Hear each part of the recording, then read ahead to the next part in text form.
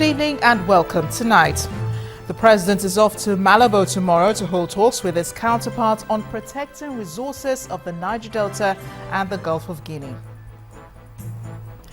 Police prepare for the Rivers State rerun elections, deploy 6,000 officers and men. Christian Association of Nigeria Northern Region condemns underage marriage. A deadly shooting at Grand Bassam Beach Resort in Ivory Coast leaves about 5 people dead.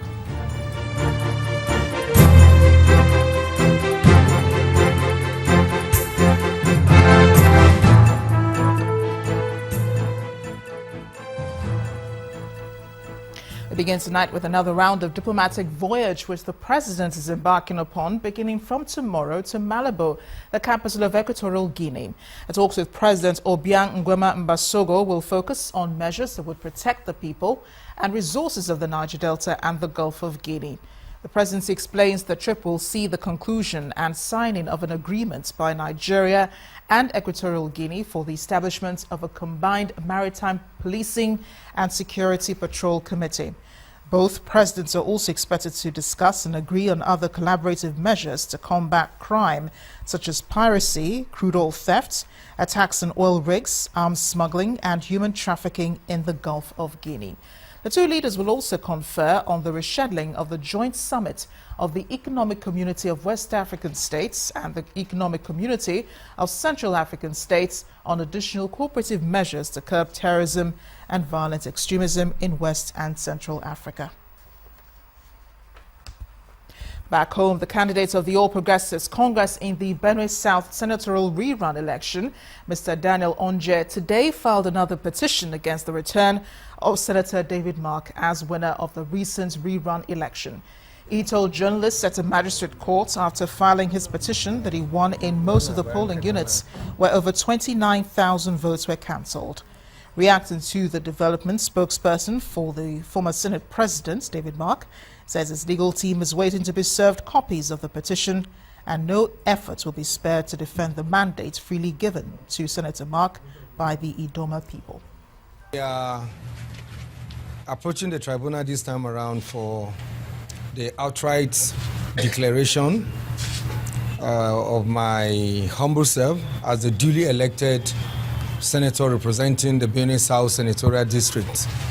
And this is because we applied for the certified true copy CTC of documents used in conducting the rerun election for 28th of February 2016. And right on the surface of the documents, we've been able to fish out all the irregularities and non-compliance with the Electoral Act.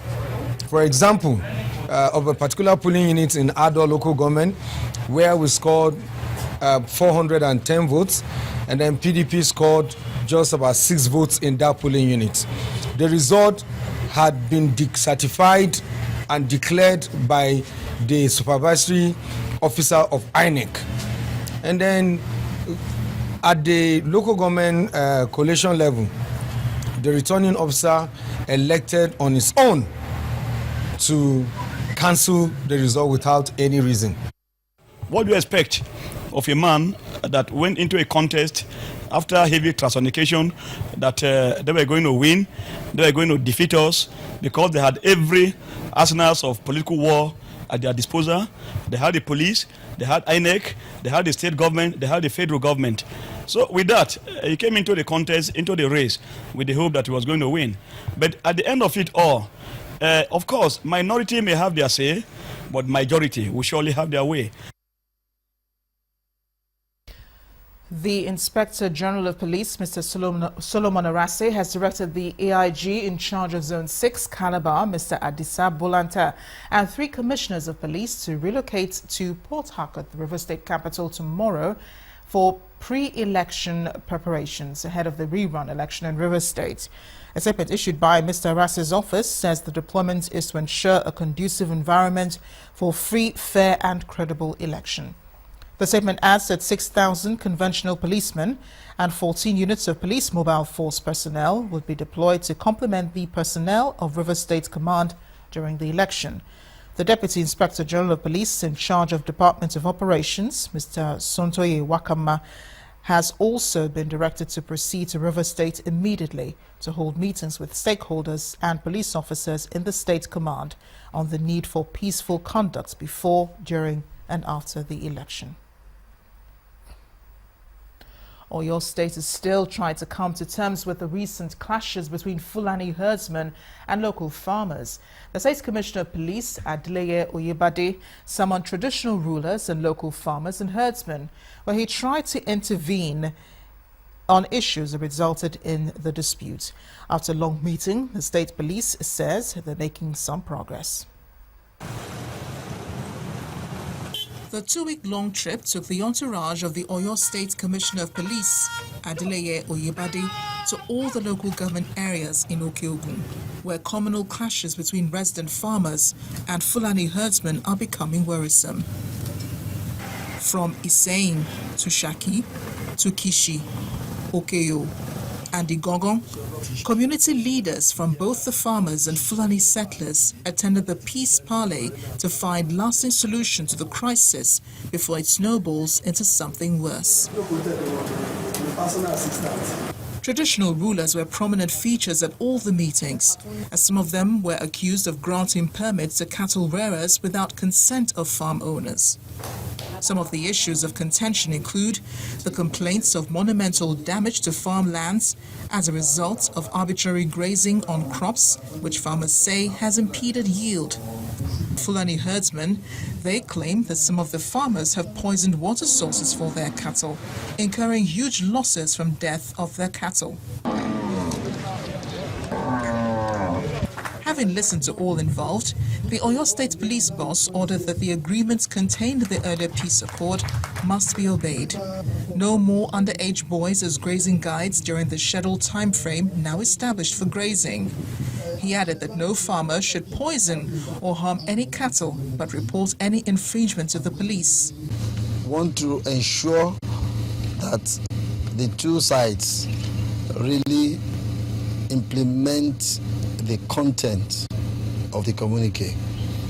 We've seen that after the first meeting and the other meetings that have been replicated in the various divisions, there have been good management with regards to these incessant clashes. But I'm thinking that we want to consolidate. We want to consolidate on the gains we have made with regards to making sure that they stand by the content, so that we'll be able to ensure that all these clashes are nipped in the bud early enough. We want to nip them in the bud early enough before they degenerate into any fracas that we'll not be able to manage. Adeleye also ordered the newly deployed DPOs in affected communities to ensure that they do not take sides and respond promptly to any distress call. To look more into the clashes between the Fulani herdsmen and local farmers in Oyo State, I'm being joined on the news at 10 by the Oyo State Commissioner of Police, Adeleye Oyebade. Thank you for joining us on the news at 10. Thank you. Well, you've been wading into this dispute between the herdsmen and the farmers. What have been your findings? Now, you see, using one of the policy trusts of the present Inspector General of Police, IGP Solomon Arase, NPM FDC, that is community partnership. I've been able to go down to invite the two parties, and I brought them to a town hall meeting. So it has been accusations and counter-accusations. The herdsmen, the accusation is that they poison the water and then the crops. That by the time they eat the crops, the cattle will just begin to die. And the farmers say, these our crops, you just come and eat them off, and they cannot even make any gain out of it. So it's been accusations and counter-accusations. Have you investigated those accusations? You just mentioned that the herdsmen complained that the farmers have poisoned the water, and then the farmers are complaining that the cattle is eating their crop. Yes, they do.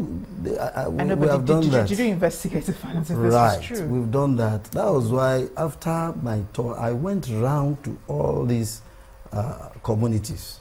What I did initially was to have them to sign a communique. And in that communique, we came out with very laudable projections that should be able to endure. We agree that no young herdsmen will be used because they cannot control. We also agree that they should not do night grazing. And we agree that there should be no poisoning of the water.